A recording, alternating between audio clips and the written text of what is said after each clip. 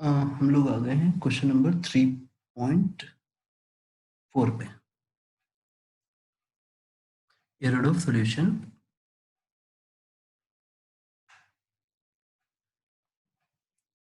3.4 electrodynamics.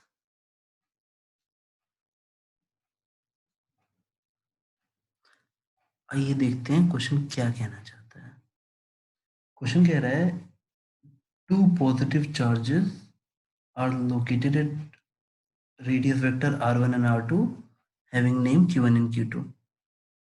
तो एक line बनाते हैं और हाँ, ये आपका x एक्सेस हो गया और ये y एक्सेस हो गया।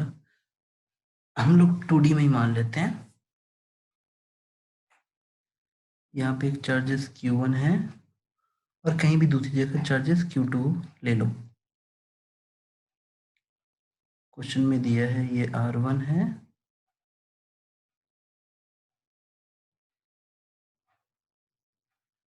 और ये r2 है।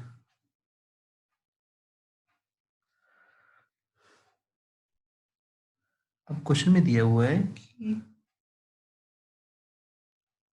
Find in negative charge q3, ये दोनों पॉजिटिव है, plus plus find in negative charge q3, कहाँ गया क्वेश्चन, हाँ, find in negative charge q3 which is at position vector r3।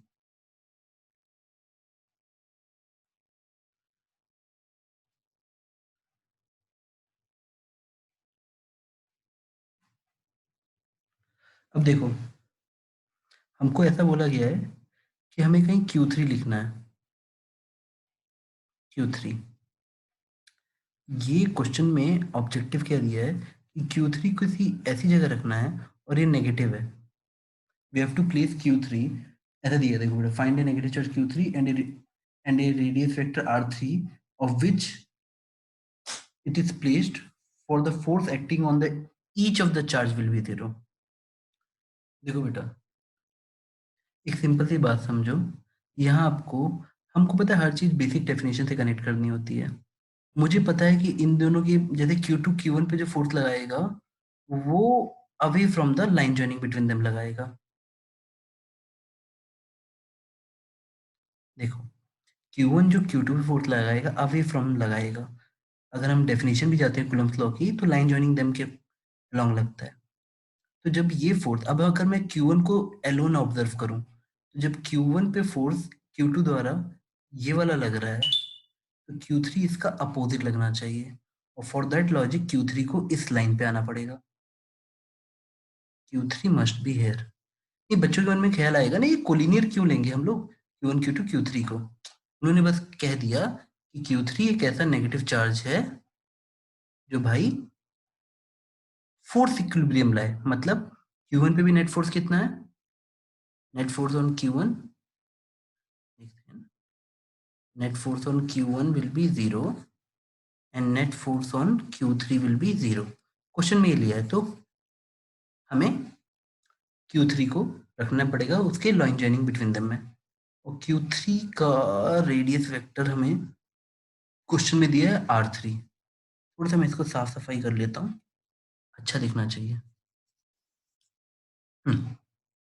वापस आते हैं, क्वेश्चन की डिमांड लिखते हैं।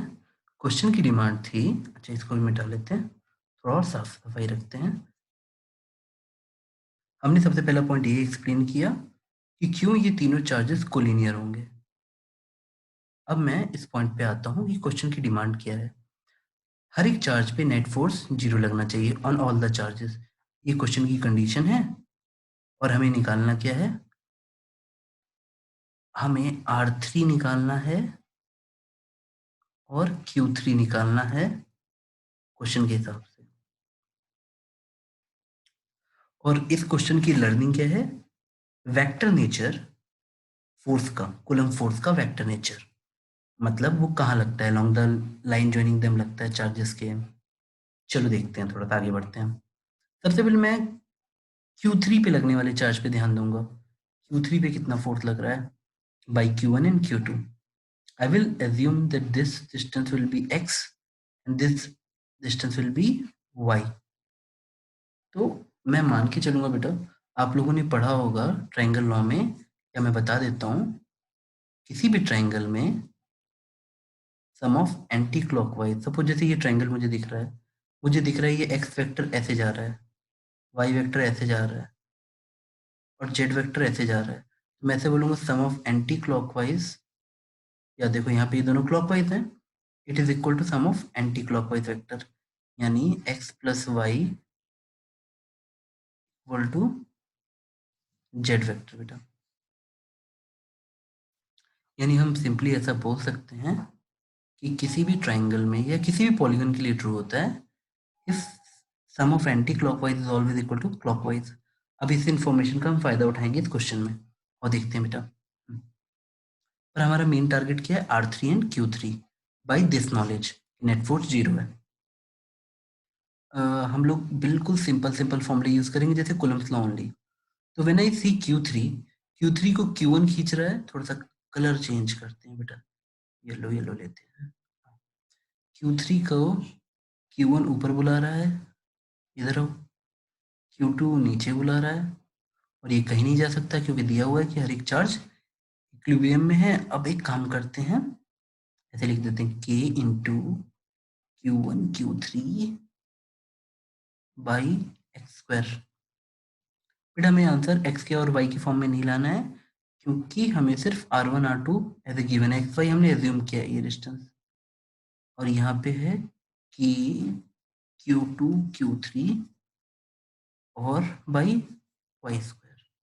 अगर आप ध्यान से देखें तो यहाँ पे हमारा K कट जाएगा, Q3 कट जाएगा, and we will get our ratio of x by Y. ये हमको भी काम आएगी, हमको R3 और Q3 निकालना है, and this x by Y ratio will come handy.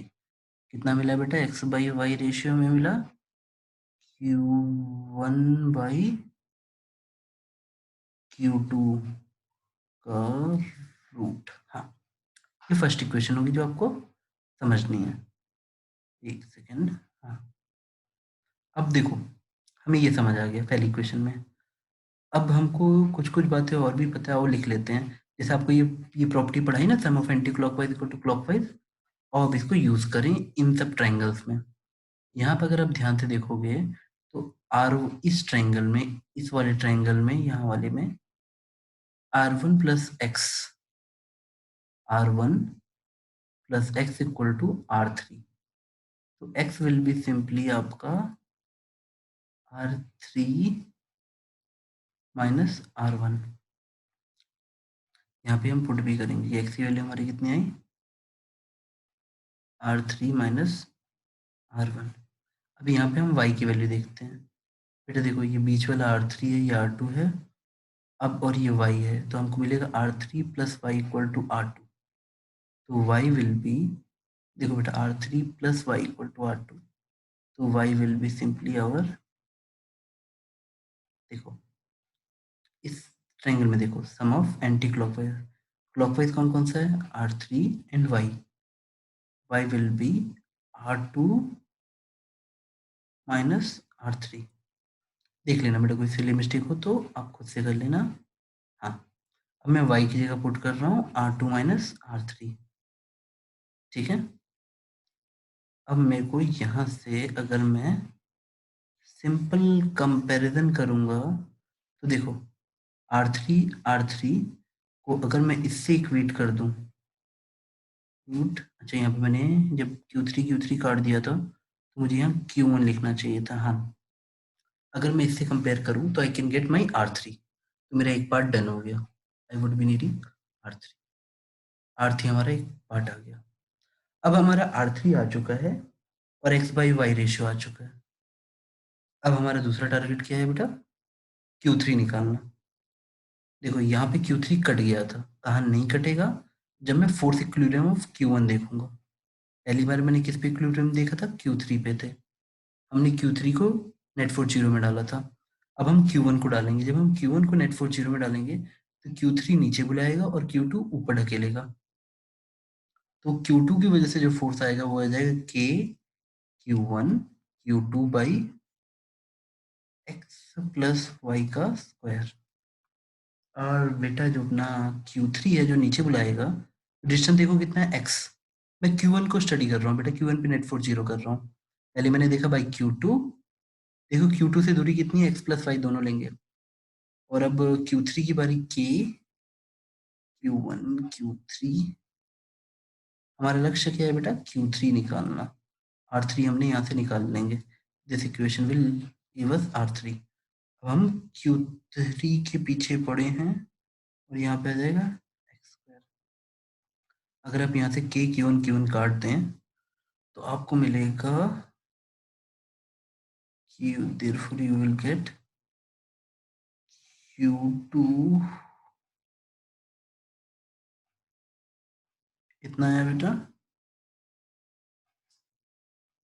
देखो बेटा यहाँ पे एक्स स्क्वायर ऊपर चला गया, एक्स स्क्वायर, और नीचे आ गया एक्स प्लस वाई का होल स्क्वायर इक्वल टू हमारा क्या गया, Q3। अब Q3 विल बी योर, एक सेकेंड इसको हम ऊपर ले जाते हैं। हमारा जो Q3 आ जाएगा बेटा, हमारा आ गया Q2 डिवाइडेड बाई, जब ये नीचे चला जाएगा 1 प्लस,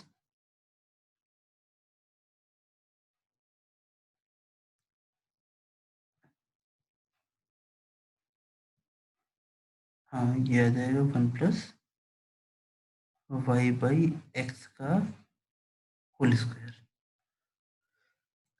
अगर मैं y बाई एक्स की वैल्यू यहाँ से यहाँ पुट कर दूंगा तो I will get my Q3, यानी मेरा Q3 भी निकल आया।